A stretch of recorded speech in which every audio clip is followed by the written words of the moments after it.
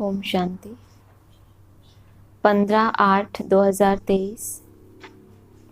मीठे बच्चे, बाप का बिंदी स्वरूप है, उसे यथार्थ पहचान कर याद करो, यही समझदारी है। सभी आत्माएं क्या है? ज्योति बिंदु। बाप का क्या है? बिंदी स्वरूप। उसे यथार्थ पहचान कर याद करो। पहचाने कैसे? सब आत्माएं ज्योति बिंदु हैं, धर्म पिताएं भी ज्योति बिंदु, हम आत्माएं भी ज्योति बिंदु, और बाप भी क्या है? बिंदी नहीं है। क्या है? उस बिंदी का जो स्वरूप धारण कर लिया। बाप तो धर्म पिताएं भी है ना, अपने अपने धर्मों के क्या है? वो बाप हैं, वो भी ज्योति बिंदु हैं। लेकिन जो बाप स्वयं ही बिंदी स्वरूप हो गया, उसे तो पहचानने की बात कब आए? जब वो साकार में उस बिंदु रूप स्टेज को धारण करने वाला हो। तो उसे यथार्थ पहचान कर याद करो, यही समझदारी है। प्रश्न है, बेहद की दृष्टि से स्वप्न का अर्थ क्या है? इस संसार को स्वप्नवत संसार क्यों कहा गया? भक्ति मार्ग में ऐसा कहते हैं कि ये संसार क्या है? जैसे कि एक सपना है, विनाशी बताने के लिए, उससे वैराग दिलाने के लिए बोला है शास्त्रों में। ये दुनिया जैसे कि है ही नहीं, जैसे एक सपना होता है। तो बेहद का मतलब क्या है? उत्तर है, स्वप्न अर्थात जो बात बीत गई। तुम अभी जानते हो यह सारा संसार अभी स्वप्नवत है, अर्थात सतयुग से लेकर कलयुग अंत तक सब कुछ बीत चुका है। तुम्हें अभी सेकंड में इस स्वप्नवत संसार की स्मृति आ गई। तुम सृष्टि के आदि मध्य अंत, मूल वतन, सूक्ष्म वतन, स्थूल वतन को जानकर मास्टर भगवान बन गए हो। सारा संसार को क्या बता दिया? जैसे एक स्वप्न हो गया। तो माया भी जब आती है, जैसे माया आई हमारे पास और गई, जैसे कि स्वप्न क्या होता है? आता है और चला जाता है। कई लोग उस स्वप्न से कितने प्रभावित हो जाते हैं कि हमें ऐसा स्वप्न आया, ऐसा खतरनाक आया। था क्या वो? स्वप्न, वास्तविक तो नहीं था। जैसे माया को बाबा कहते हैं कागज का शेर। स्वप्न अर्थात जो बात बीत गई। तो अभी तुम जानते हो यह सारा संसार अभी स्वप्नवत है। गीत है, कौन आया मेरे मन के द्वारे। ओम शांति। शिव बाबा अपने मीठे मीठे बच्चों सिकीलधे सालिग्रामों को बैठ समझाते हैं। सालिग्राम ही शिव बाबा के बच्चे ठहरे ना। बच्चे जानते हैं कि हमको वह पढ़ाते हैं, जिनको रिंचक भी कोई जानते नहीं। शिव के मंदिर में जाते हैं, परंतु वहां तो इतना बड़ा शिवलिंग देखते हैं, यह थोड़े ही समझते हैं कि हमारा बाबा बिंदी है। जो बच्चे शिव बाबा को इतना बड़ा समझ याद करते हैं या करते होंगे, वह भी भोले हैं, क्योंकि वह भी क्या है? रॉन्ग है। बाप समझाते हैं कि मैं बिंदी हूं। अब बिंदी को कोई क्या समझ सके? क्या एक मुरली में आया, मैं जो हूं जैसा हूं मैंने तुमको समझा दिया है। और कोई मनुष्य मात्र इतनी छोटी बिंदी बनकर रह ही नहीं सकता। मतलब बिंदी बिंदी आत्माएं तो सभी हैं, कीड़े मकोड़े भी क्या हैं? ज्योति बिंदु ही हैं। लेकिन बिंदी बनकर रहना, साकार शरीर होते हुए, ऐसा कोई रह नहीं सकता। अब बिंदी को कोई क्या समझ सके? जो बिंदु रूप स्टेज में चला गया वो कैसा बन गया? एकदम निराकारी, निर्विकारी, निरहंकारी। तो निरहंकारी होगा तो कितना साधारण होगा, उसकी चलन कितनी साधारण। तो उसको कोई, बिंदी को कोई क्या समझ सके? तो कहा, भले कोई कहते हैं अखंड ज्योति स्वरूप है, फलाना है, परंतु नहीं, वह है बिंदी। उनको याद करना बड़ा मुश्किल है, घड़ी घड़ी भूल जाते हैं। भक्ति मार्ग में आदत पड़ी हुई है शिवलिंग पर फूल चढ़ाने या पूजा करने की, तो वह याद रहता है। जब भी कोई बड़ा रूप हमारे सामने हो, कोई सुंदर चित्र हो, जैसे देवी देवताओं के चित्र होते हैं, बहुत सहज याद करते रहते हैं। अब एकदम साधारण तन में बिंदी स्वरूप भगवान मिल गया हमें, तो उसको याद करना, इमर्ज रखना मुश्किल हो गया ना। नहीं तो किसी साधारण देहधारी को अगर आप संकल्प ले लो कि आज मैं दिन भर फलाने देहधारी को सामने रखूंगा, कभी आप अगर ऐसा करो तो आपको कोई दिक्कत जाएगी? कभी अगर ऐसा करो तो लग रहा है ऐसा? कि उतनी ही दिक्कत जाएगी जितनी भगवान को याद करने में दिक्कत जाती है। बाबा ऐसा कह रहे हैं कि बिंदी को कोई क्या समझ सके, इसलिए भूल जाते हैं। उनको याद करना बड़ा मुश्किल है, घड़ी घड़ी भूल जाते हैं। भक्ति मार्ग में आदत पड़ी हुई है शिवलिंग पर फूल चढ़ाने या पूजा करने की, तो वह याद रहता है। हमारे बड़े रूप को याद करने की आदत है तो वो हमें याद रहता है, परंतु यह घड़ी घड़ी भूल जाते हैं कि हमारा बाबा बिंदी रूप है। सारे ड्रामा में उनका जो पार्ट है वह बजाते हैं। बिंदी का क्या पार्ट? अगर शिव निराकार ज्योति बिंदु की बात है तो उनका तो सारे ड्रामा में क्या पार्ट है? 2 युग तो आराम का ही पार्ट है।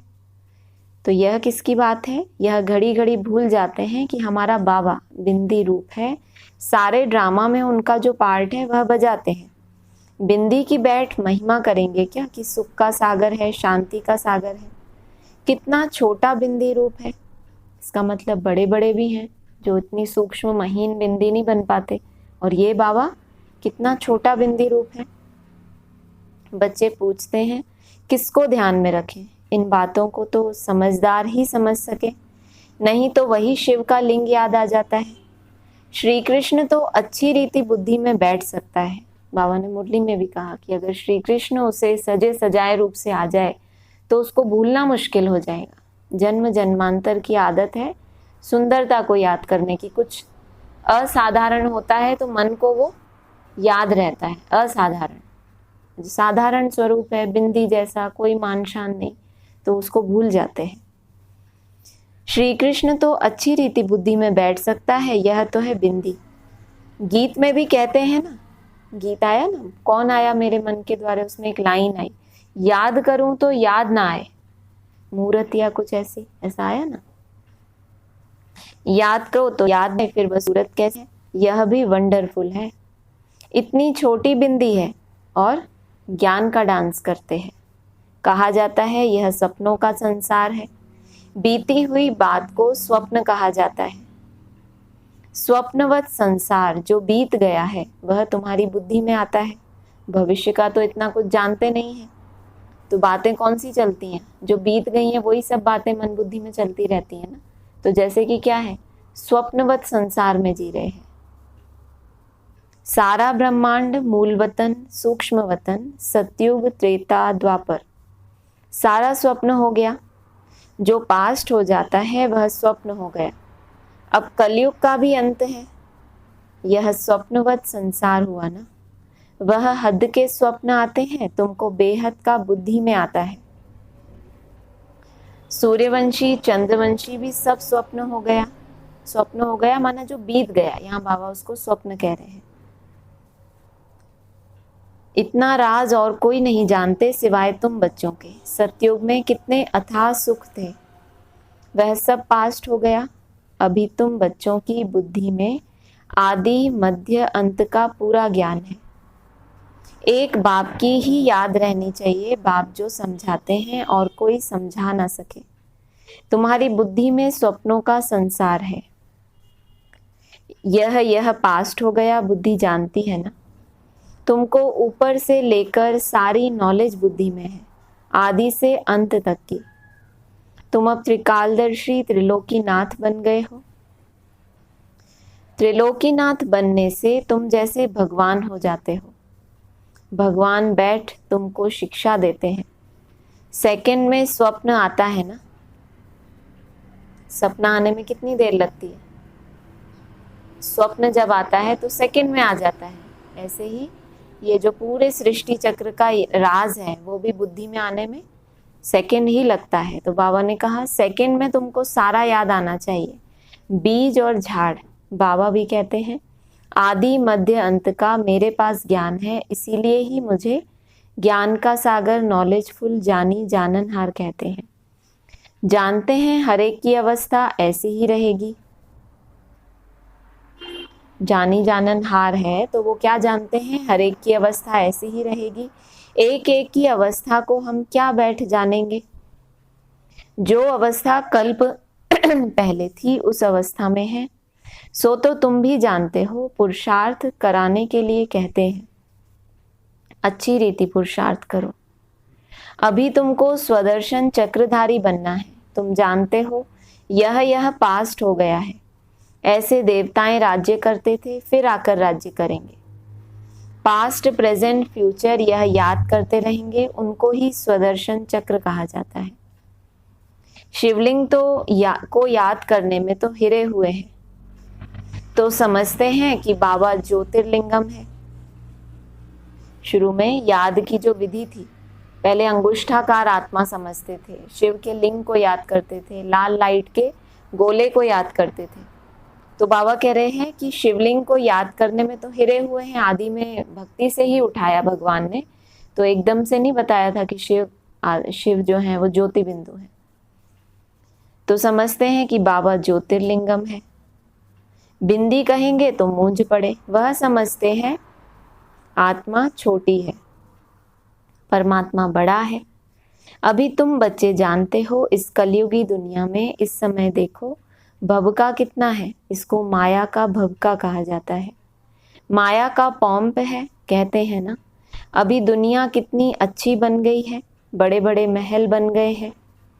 अमेरिका का कितना भवका है, चीजें कितनी आकर्षक बनती हैं। हम समझते हैं यह तो मुलम्मे की चीजें हैं जो अभी खत्म हो जाएंगी। दिन प्रतिदिन बड़ी बड़ी इमारतें, डैम्स आदि ऐसे बनाएंगे जैसे कि बिल्कुल नई दुनिया है। 100 वर्षों पहले इतनी कंस्ट्रक्शन इस तरह की थी नहीं, अभी इतना भपका हो गया कि उनको लगता है जैसे हमने नई दुनिया ही बना रहे हैं। मायावी पुरुष है ना, आसुरी संप्रदाय का भबका है। यह सब है तिलस्म, अभी गया कि गया। बड़े बड़े साइंस घमंडी जो हैं उन्हों की बुद्धि में है कि यह सब खत्म हो जाएंगे। एक दो को कह देते हैं कि तुम इंटरफेयर ना करो, नहीं तो सब खत्म हो जाएंगे।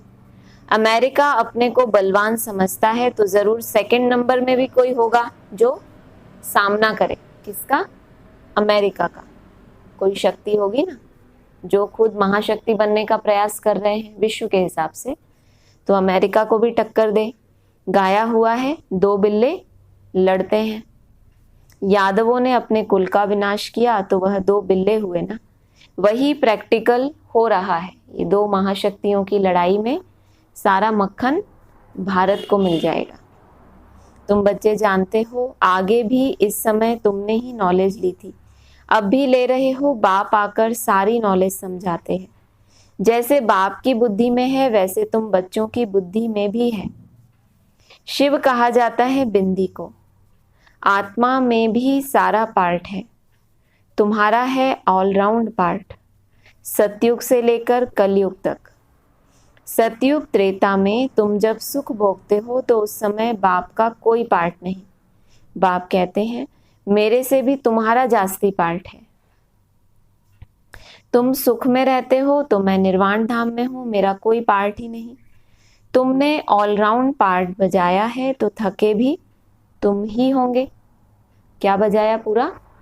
पूरे चक्र में तुमने पार्ट बजाया। कल्प कल्प कल्प 3 बार ये चक्र घूमा। कल्प कल्प कल्प कितने होते हैं? 3 बार हुए ना। 14 वर्ष का अगर एक कल्प है तो 3 बार ये कल्प रिपीट हुआ। तो बाबा कह रहे हैं तुमने ऑलराउंड पार्ट बजाया है तो थके भी तुम ही होंगे। इसीलिए शास्त्रों में लिखा हुआ है कि चरण दबाए हैं। बाप ने आकर क्या किया? चरण दबाए। बाप कहते हैं बच्चे तुम थक गए होंगे। थक जाते हैं तो क्या होता है?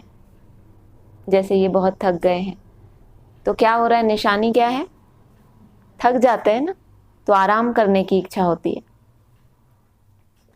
तो बाबा ने कहा, बाप कहते हैं बच्चे तुम थक गए होंगे। बाबा भी आपके स्थिति को समझ सकते हैं कि एक एक कल्प कितना बड़ा है।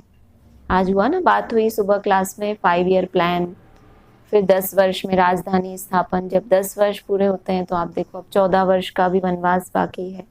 14 वर्ष में एक कल्प पूरा हुआ। फिर आपको ब्रह्मा सु विष्णु बनने वाली आत्माओं का कल्प कल्प कल्प कल्प 14 14 14 मिला के कितने हो गए? 40 के आसपास हो गए ना। तो बाबा ने सब टाइम दिए हुए हैं तुम बच्चों को सतो प्रधान बनने में, 40 से 50 ऐसा भी बोला है ना। तो बहुत सारे टाइम लिमिट है। अब आपकी लिमिट है कि आप 5 साल वाली हिम्मत रखते हो, 10 वाली, 14 वाली, उसके बाद कितना, 33 वर्ष, 40 वर्ष, कहाँ तक हिम्मत है। संगम युग को बाबा ने कहा ना, तुम चिंता मत करो, तुम मेहनत करो, बाबा और भी मालाएं बना देंगे। तुम्हारी हिम्मत को देख के तुम्हें अभी अगर होल्ड डाउन होते हो कि अरे अभी तो 108 ही बनेंगे, हमारा कब नंबर आएगा, तो बाबा कह रहे हैं कि तुम थक गए होंगे बच्चे, तो जरूर जिन्होंने ऑलराउंड पार्ट बजाया है उनके लिए बाबा ने पहले ही बोल दिया, जब बच्चे अपना अपना पुरुषार्थ करके थक जाएंगे, उस थकने का ही तो बाप इंतजार कर रहा है। बाप कहते हैं बच्चे तुम थक गए होंगे, तुमने आधा कल्प भक्ति की दर दर धक्के खाए हैं, तो आप स्वीकार कर लें कि अब बाबा हम थक गए, तो बाप आके आपके पैर दबाए। तो अगर आपको पैर दबवाने हैं तो क्या करें, थक जाए या थकने का नाटक करें। अंदर से महसूस हो रहा है कि थके ही नहीं है। ऐसा कोई है जिसको अंदर से लगता है कि मैं तो बहुत थक गया पुरुषार्थ में? एक आध कोई हो अंदर से? कभी ऐसा आता है कि बस ये कितने साल और करेंगे? या अनलिमिटेड हो? कौन से हो? 5 साल वाले, 10, 14, 35, 40, कितनी लिमिट है आपकी? आप लोगों की कोई लिमिट तो नहीं? हाँ, तो आप अनलिमिटेड हो ना, कि बाप तो हमारे अभी भी पैर दबा रहा है, तो हम कोई थकने का नाटक थोड़ी करेंगे। ये शक्ति भी कौन दे रहा है हमको? जितनी हिम्मत कर रहे हैं उतनी ये ताकत भी कौन दे रहा है कि हम अभी तक एक नए ब्लड के साथ पुरुषार्थ कर रहे हैं। नया संकल्पों का खून जिनमें होता है उनको बाबा क्या कहते हैं? यूथ। यूथ ग्रुप है। यूथ कैसा होता है? बूढ़े कैसे होते हैं? थके हारे, कोई पड़े हैं तो पड़े ही हैं। हद के बूढ़ों का मिसाल दे रहे हैं ताकि हम बेहद में अपने आप को देखें। हम कैसे हैं? रोज नए संकल्पों का खून अंदर दौड़ता है कि आज इतना पुरुषार्थ करे, इतना करे, या टाइम में बंधे हुए हो कि 4 साल और देख लेते हैं फिर बस। टाइम से बंधे हुए हैं। बाबा ने कहा था ना मुरली में, बाबा बच्चों को कभी भी टाइम कॉन्शियस नहीं बनाएगा। ऐसा आया था अव्यक्तवाणी में कि टाइम कॉन्शियस बाबा नहीं बनाएगा तुमको। समय सीमा देगा कि हाँ ये एक स्टेप है, ये एक स्टेप है तुम्हें अपनी सेटिस्फेक्शन के लिए। वो टाइम तो कभी भी आ सकता है। तो बाबा ने कहा तुमने आधा कल्प भक्ति की दर दर धक्के खाए हैं, भक्ति मार्ग में भटकते भटकते तुम थक जाते हो। फिर बाप आकर क्या देते हैं? उसका उजूरा देते हैं। जो भक्ति मार्ग की भी याद है, जो हम मेरा बाबा, मीठा बाबा, प्यारा बाबा, एक व्यर्थ संकल्पों से खुद को हटाकर समर्थ में टिकने का जो मेहनत करते हैं, उसमें मन हमारा कितना इधर उधर होता है, तो भटकते भटकते थक जाते हो। जब थक जाते हो बाप आकर उजूरा देते हैं। अभी भी बीच बीच में कभी थकते हो कि नहीं? या कभी ही नहीं थकते? बीच बीच में कोई थकते हैं? थकते हो, फिर बाप आके उजूरा देते हैं? नहीं। फिर कौन खड़ा करता है? अपने आप खड़े हो जाते हैं। क्या क्या होता है? अरे बाबा कह रहे हैं इसलिए मैंने कहा कंफर्म कर लूं। बीच बीच में कभी थक जाते हैं तो बाप, आपने जो इतनी दिल से मेहनत की, लेकिन बाप को लगा कि थोड़े ठहरे ठहरे से लग रहे हैं। गीत आता है ना एक, कौन सा? रुके रुके से कदम। जैसे बाप को लगता है रुके रुके से कदम, लेकिन रुक के बार बार चले। रुक जाते हैं लेकिन बार बार क्या करते हैं? फिर उनको ये अंदर से भगवान खींचता है अपनी तरफ। रुके रुके से कदम, खुद को महसूस होता है कि इतना आगे नहीं बढ़ रहे, फिर रुक के बार बार चलते हैं। बार बार महसूस होता है, फिर वो सर्कुलेशन अंदर हो रहा है। कुछ माया का थपाड़ा खाया, फिर एक उमंग उत्साह आता है, या माया के थपाड़े के बाद बेहोश से हो जाते हैं। ऐसा तो होता ही नहीं होगा, क्योंकि बाबा कह रहे हैं जब तुम थक जाते हो फिर बाप आकर उजूरा देते हैं, पुजारी से पूज्य बना देते हैं। तुम जानते हो हम सो पूज्य थे फिर पुजारी बने हैं। ऐसे नहीं कि परमात्मा आपे ही पूज्य आपे ही पुजारी है, नहीं, हम ही बनते हैं। भारत ही अविनाशी खंड गाया जाता है। भारत है शिव बाबा की जन्मभूमि। जन्मभूमि पर ही मनुष्य कुर्बान होते हैं।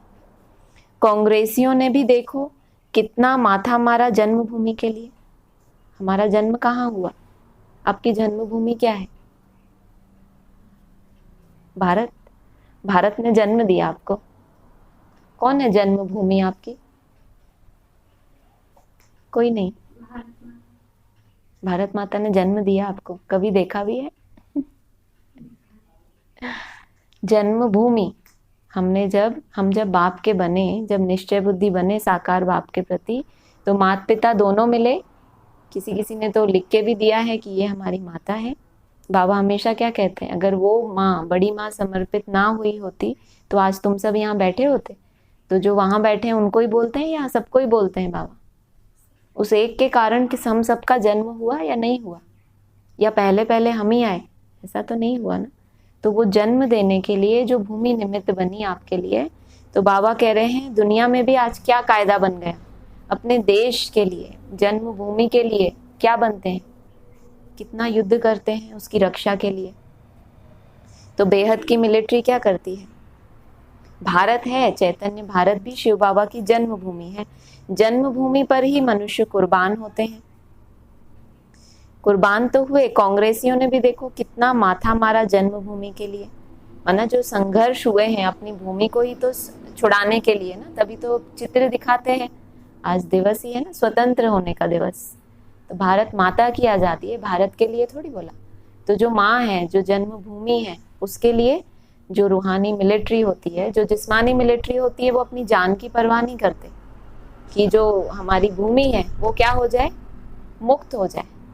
अभी हम भी क्या कर रहे हैं, रूहानी मिलिट्री माता पिता के लिए। माता पिता की तो खैर बात ही नहीं है, जो माता है सारा योग बल वहीं ट्रांसफर करने का शुभ संकल्प तो रहता है ना, कि एक का उद्धार हुआ तो, क्योंकि वो एक आत्मा जब आगे आई तभी हम सबका जन्म हुआ।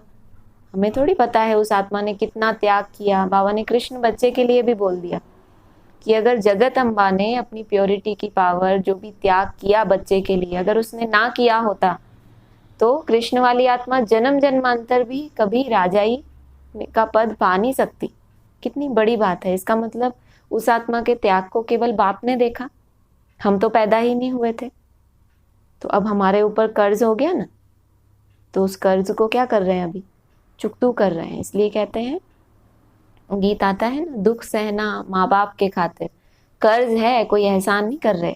हम क्यों सेवा करें किसी को? कभी अगर मन में ऐसा आता हो, हम क्यों मनसा सेवा करें, हमें क्या उनसे? अरे जन्म ही वहां से हुआ है तुम्हारा। पिता को पहचाना, माँ समर्पित ही ना हुई थी, माँ निमित्त ही ना बनी होती तो कभी जन्म होता, कभी निश्चय बुद्धि उतने बन पाते, जब बाप को वो स्टेज ही नहीं होती। तो जिस एक के कारण इतना बड़ा ये झाड़ खड़ा हुआ है, तो अब जब हम बड़े हो गए, तो जब होता है ना लौकिक में भी, माँ जन्म देती है बच्चों को, फिर बच्चों का फर्ज होता है, बड़े हो जाते हैं तो माँ बाप की सेवा करते हैं, जो सपूत होते हैं। तो हम क्या समझते हैं, हम सूर्यवंशी सपूत बच्चे मात पिता के, सिर्फ पिता के नहीं और सिर्फ माँ के नहीं, मात पिता के सपूत। तो वो कर्ज चुका रहे हैं, कोई एहसान नहीं कर रहे हैं। जितनी भी तपस्या कर रहे हैं, स्वयं का भी फायदा हो रहा है उसमें, और जो धरणी माता में जो भी हमारा टूटा फूटा योग बल ट्रांसफर हो रहा है, उसकी भी क्या हो रही है। तो अपने आप को हमेशा मिलिट्री में समझना चाहिए कि हमारी जो धरणी है, जन्मभूमि है, उसको हम मुक्त कराने के लिए हम भर्ती हुए हैं सेना में। तो कांग्रेसियों ने भी कितना माथा मारा जन्मभूमि के लिए, फॉरेनर्स को बाहर निकाल दिया। गांधी निमित्त बने ना भारत को आजाद कराने के लिए। यह जन्मभूमि स्वर्ग थी, फिर 5 विकारों रूपी माया ने आकर हप किया है। हम रावण को बड़ा दुश्मन समझते हैं, यह कोई भी नहीं समझते कि बड़े से बड़ा दुश्मन माया रावण है, जो हमारी राजाई खा गया। यह जैसे कि गुप्त चूहे माफिक फूंक देता है और काटता रहता है, जो किसी को पता भी नहीं पड़ रहा है। काटते काटते एकदम दिवाला मार दिया है, किसी को पता नहीं है। हमारा राज्य भाग्य छीन लिया है, कोई को पता नहीं है कि हमारा दुश्मन कौन है। हम कंगाल कैसे बने, माया बड़ा चूहा है। आधा कल्प खाते खाते भारत को कौड़ी जैसा बना दिया, बड़ा ही बलवान है। अभी फिर तुम चुपके से उस पर जीत पा रहे हो। क्यों चुपके से? क्यों फ्रंट में आके जीत पाओ तो कोई दिक्कत है? चुपके से क्यों? बाबा ने कहा है ना, योग करो, युक्ति हो, जप करो, आप मंत्र करो, हर चीज। साइंटिस्ट भी रिसर्च करते हैं, तो उन्होंने 2012 में एक खोज की थी वैज्ञानिकों ने, गॉड पार्टिकल की। उसका नाम दिया गॉड। एक कण मिला उनको ये उम्मीद है कि इसी से सृष्टि की शुरुआत हुई थी, उस कण को। उसके लिए उन्होंने पता नहीं कितने किलोग्राम की अंडरग्राउंड मशीन डाल के रखी, सालों तक, पता नहीं कितने सालों तक, काफी बड़ी सारी मशीन, लेकिन अंडरग्राउंड, उनके उस एरिया में कोई दूसरा जा भी नहीं सकता। तो ये रस्म किसने डाली है? हम ब्राह्मणों ने। हम जब रिसर्च फील्ड में हैं तो उसका प्रभाव तभी होता है जो त्याग, जो तपस्या जितनी गुप्त होती है उतना ज़्यादा, लेकिन जब पक जाती है तो वो अपने आप ऊपर आती है। खुद को जो खुद प्रत्यक्ष करते हैं, जिद्द से खुद को सिद्ध करते हैं, तो बाबा कहते हैं वो कभी सफल नहीं होते। अपने आप धीरे नीचे से ऊपर उठना है, या पहले एकदम ऊपर आ जाए और पता चला कि अंदर से तो खोखले। अभी ऐसा होता है ना, नई नई आत्माएं आती हैं परम धाम से तो कितना नाम वाला हो जाता है उनका। कितने सारे साधु संत हैं जिनका पहले बहुत नाम वाला हुआ, फिर जेलों में चले गए, तो क्या हुआ? ऊपर से नीचे गए या नीचे से ऊपर गए? तो हमारी यात्रा है नीचे से ऊपर जाने की। पहले आत्मा को सतो प्रधान बनाना, फिर उसका जो प्रभाव है वो ऑटोमेटिक हो, जो बाप ने बोला है। अभी फिर तुम चुपके से उस पर जीत पा रहे हो। तुम जानते हो कि हम कैसे गुप्त रीति राज्य लेते हैं। जैसे गुप्त रीति गवाया है, फिर लेते भी गुप्त रीति से हैं। यहाँ भी जो राजाई लेने वाले पुरुषार्थी हैं, सबको दिखता है ये अमृत वेला करते हैं, इनका चार्ट है। ये कोई गुप्त है क्या? ये गुप्त है? अमृत वेला आपका गुप्त है? चार्ट किसी का भी गुप्त है?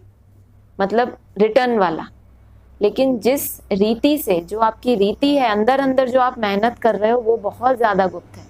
किसी को नहीं पता कि अंदर में कौन सा माया का रूप आपको खा रहा है और आप उसको कैसे पहचान रहे हो, फिर आप उसके लिए कोई मेहनत कर भी रहे हो कि नहीं कर रहे हो, तो वो बहुत गुप्त बात है।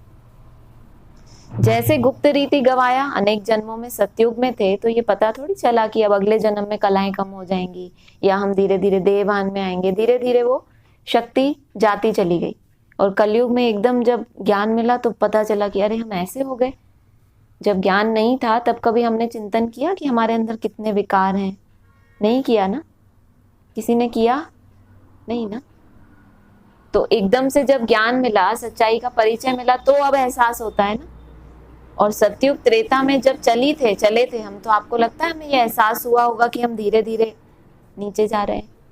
तो अब अगर आपको अपने ऊपर जाने का एहसास नहीं होता तो कुछ गलत है क्या? अभी भी बोलते हो ना कि हमें पता ही नहीं चलता हमारी आत्मा कैसे सतो प्रधान बन रही है, कुछ हो भी रहा है कि नहीं। तो गिरने का पता चला था क्या?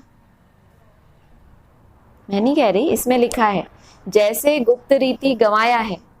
क्या गवाई? कितनी कलाएं थी सतयुग आदि में? 16 थी। और उससे पहले कलातीत। कलातीत से कैसे 16 पे पहुंच गए? कभी एहसास हुआ? बाबा कहते हैं अगर उन देवताओं को यह एहसास हो जाए कि हम त्रेता युग में 2 कलाएं कम हो जाएंगे तो उनका सारा नशा ही गोल हो जाएगा कि अरे ऐसे फायदा ही क्या। उनको आने वाले दुख का पहले ही तकलीफ होने लगेगी कि अरे बाप रे। सोचो कलयुग अंत में हम अपना अनुभव, चलो उन जन्मों का तो याद ही नहीं है, लेकिन जरूर अगर 21 जन्म आपने सुख भोगा है, अगर अगले जन्म की टेंशन होती तो आप सुख ले पाते 21 जन्म अगले, लेकिन आपने लिया है, बाबा ने बोल दिया। इसका मतलब वहां भी हमें एहसास नहीं हुआ कि हम धीरे धीरे देहभान में जा रहे हैं। जैसे बाबा कहते हैं ना, फिसल पट्टी में किसी बच्चे को बिठा दो तो कितनी आराम से लुढ़कता लुढ़कता जाता है। जैसे बाप उसको, उसका ये खेल है कि बाप बार बार ऊपर चढ़ाता है और फिर वो बैठता है उस पर आराम से नीचे गिर, उसको ऐसा लगता है कि मैं नीचे जा रहा हूँ, उसको बड़ा मजा आता है। तो हमें भी कितना मजा आता है। पीछे थोड़ी देर और, सतयुग त्रेता द्वापर कलयुग, धीरे धीरे कैसे नीचे आते गए, कोई एहसास नहीं। तो बाबा कह रहे हैं जिस रीति से तुम नीचे आए हो धीरे धीरे देहभान में, ऐसे ही धीरे धीरे क्या हो रहा है? ऊपर जा रहे हैं। लेकिन पता चल रहा है? नहीं चल रहा ना। इसका मतलब जा रहे हैं कि नहीं जा रहे? नीचे भी तो आए ना। आप सोचो, इस बात का थोड़ा सा चिंतन करना कि जब कलयुग अंत में हमें ज्ञान नहीं था तो भी हमें कभी ऐसा नहीं लगता था कि हम कहीं से गलत हैं। कितने भी हम विकारी थे, अहंकारी थे, क्रोधी थे। कभी आपको मन में ऐसा आया कि हम कितने क्रोधी हैं, कितने अहंकारी हैं? कभी नहीं आया होगा। अगर किसी को आया हो तो बहुत महान आत्मा है। नहीं, सच बात है ये। इसका मतलब हमें कुछ भी एहसास नहीं था कि हम क्या बन गए। माना अपने उस ओरिजिनल स्वरूप से तो हम कितना दूर आ गए थे, और आपको अब अपने उसी स्वरूप में जाना है तो उसमें कितना टाइम लगता है। ऐसे नहीं कि हमें ये लगे कि भगवान आया और इतना टाइम लगा है, 1 सेकंड में बोलता है। लेकिन बाबा आपको खुद अनुभवी बनाना चाहता है। कोई भी अच्छा माता पिता होता है ना, वो ये नहीं चाहता कि मेरा बच्चा जो है वो मेरी प्रॉपर्टी पे ऐश करे।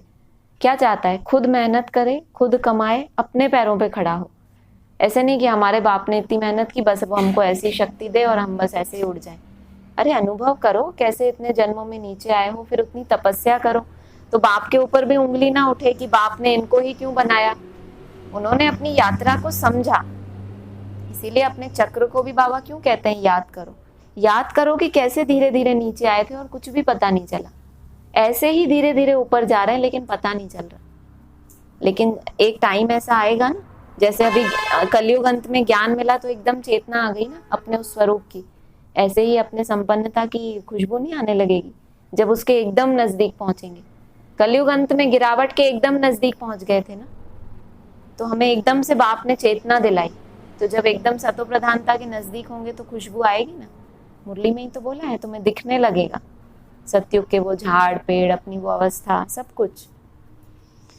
तो बाबा ने कहा जैसे गुप्त रीति गवाया है, फिर लेते भी गुप्त रीति से हैं, खुद को भी पता नहीं चलता, कोई भी नहीं जानते, अभी फिर इस पर जीत पानी है। कितने महीन राज हैं, ये राज महीन है या बहुत मोटा है? क्या बोला? कोई भी नहीं जानते। ऐसा नहीं कि किसी को, कोई बड़े महारथी हैं तो उनको पहले से ऐसा नहीं, कोई को भी अपने उस उत्थान का एकदम से ऐसा कोई पता नहीं चलता। बहुत महीनता चाहिए अपनी उस उत्थान को देखने के लिए भी। कितने महीन राज हैं। बाबा की मदद से हम फिर से राज्य भाग्य लेते हैं, कोई हाथ पांव नहीं चलाते। गुप्त रीति से हम अपना बेहद के बाप से वर्षा लेते हैं। जो आधा कल्प रहेगा वह चूहा माया तो आहिस्ते आहिस्ते खाता है। तो तुम अभी राज्य एक ही बार ले लेते हो 21 जन्म के लिए। 84 जन्मों का राज भी तुमको समझाया गया है। ये भी कितनी बड़ी बात है, उस माया रूपी चूहे ने इतने जन्म लगा दिए तुम्हें नीचे लाने के लिए, और बाप आकर एक ही जन्म के कुछ वर्षों में तुम्हें कहां से कहां पहुंचा देते हैं। तो बाप सर्वशक्तिवान हुआ ना। माया तो है सर्वशक्तिवान, लेकिन आहिस्ते आहिस्ते उसको नीचे लाने में उसको पूरा कल्प लग गया, और बाप को कितना समय लगा? तो माया के मुकाबले बाप को क्या समय लगा? कुछ भी नहीं। तो 21 जन्मों के लिए 84 जन्मों का राज भी तुमको समझाया है। इतने इतने जन्म लिए हैं। तुम जानते हो सतयुग में हमारी आयु बहुत बड़ी थी, फिर अपवित्र भोगी बनते हैं तो द्वापर कलयुग में 63 जन्म लेते हैं। यह बाबा बैठ समझाते हैं, कल्प कल्प माया ऐसे राज्य लेती है, फिर हम उनसे लेते हैं। गीत में गाते तो हैं, कौन देश से आया कौन देश में है जाना, परंतु समझते नहीं है। तुम तो जानते हो आत्मा किस देश से आई है, क्यों आई है, सारा चक्र बुद्धि में है। सारे ड्रामा में हीरो हीरोइन पार्ट है शिव बाबा का। दोनों ही पार्ट अकेले ही बजाएंगे। कभी तो कहते हैं मैं हीरो हीरोइन, कभी बनता ही नहीं। कभी क्या कहते हैं, दोनों ही क्या हूं, मैं ही हूं, तुम बैठो साइड में, साइड एक्टर। सारे ड्रामा में हीरो हीरोइन पार्ट है शिव बाबा का। शिव बाबा के साथ पार्टधारी कौन कौन है? जरूर ये शिव बाबा कौन, जो पूरे 84 जन्म हमारा साथ निभाता है, जन्म जन्मांतर। शिव बाबा के साथ पार्टधारी कौन है? पहले पहले जन्म देते हैं ब्रह्मा विष्णु शंकर को, फिर तुम बच्चों को। तुम बाप के साथ मददगार ठहरे। पहले पहले प्रत्यक्षता रूपी जन्म वो शिव बाप किसको देते हैं? ब्रह्मा विष्णु शंकर को। बाद में किसको?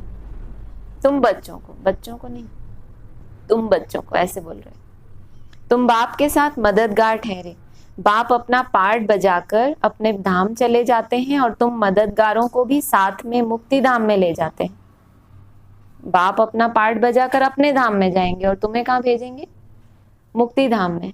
कुछ अलग अलग तो नहीं, मैं अपने धाम में, तुम मुक्ति धाम में, और तुम मददगारों को भी साथ में मुक्ति धाम में ले जाते हैं। तुम मुक्ति धाम जाकर फिर जीवन मुक्ति में चले जाएंगे।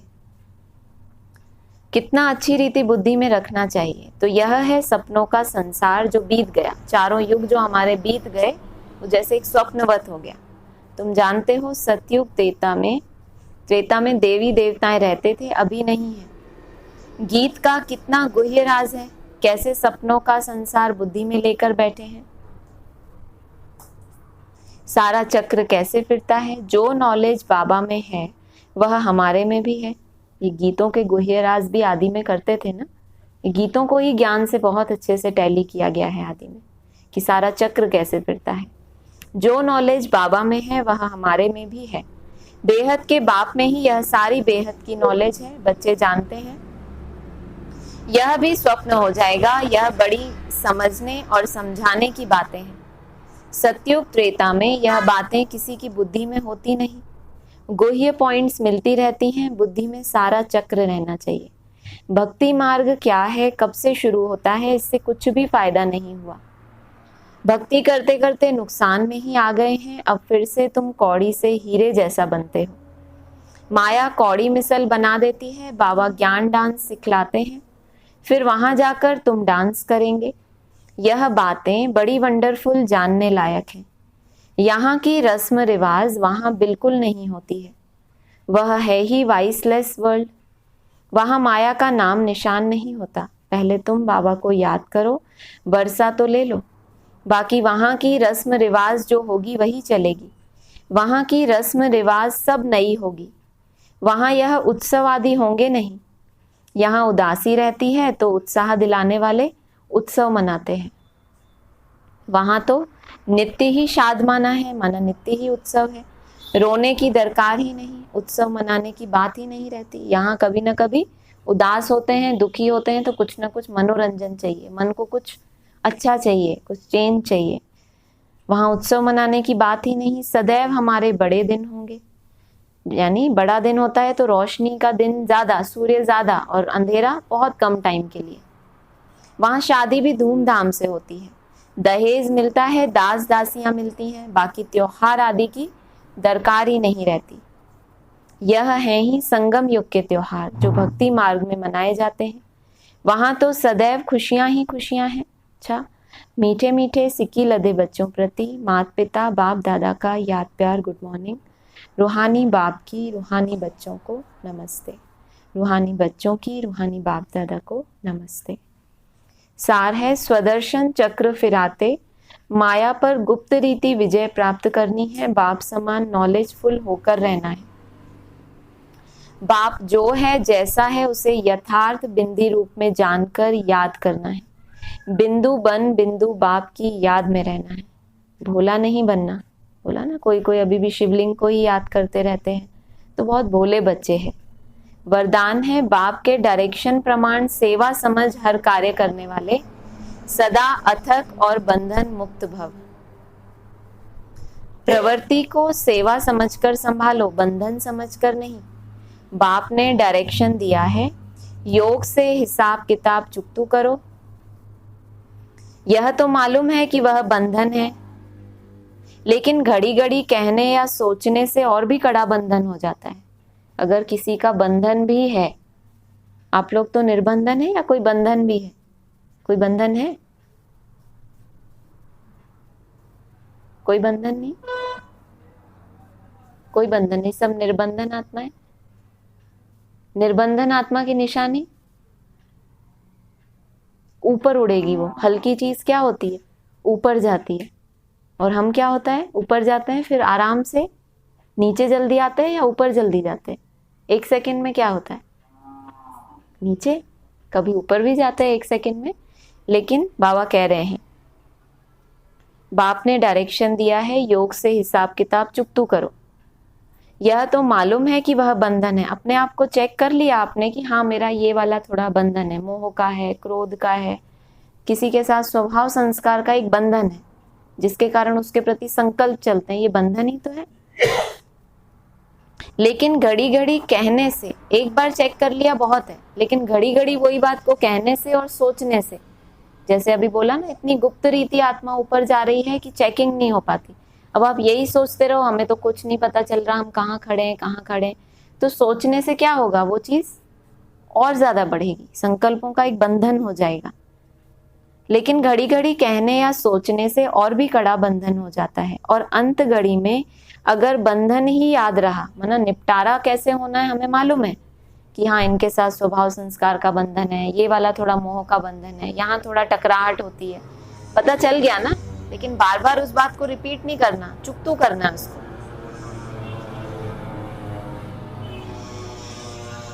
और अंत घड़ी में भी अगर बंधन ही याद रहा तो गर्भ जेल में जाना पड़ेगा। माना अगर आपको गर्भ में मिलेगा, अंडरग्राउंड तपस्या का चांस मिलना, माना अंडरग्राउंड हो गए तो जैसे गर्भ में एकांत होता है, अगर वो भी मिल गया तो भी कैसा लगेगा, जैसे हम जेल में चले गए। नहीं तो गर्भ कैसा लगेगा, महल जैसा। अगर अंगूठा चूसते हुए पीपल जैसी हल्की नवैया भी है, लेकिन आपको कैसा लगेगा, बहुत आराम से, क्योंकि हल्के हैं, बहुत चुपतू कर लिए हिसाब किताब।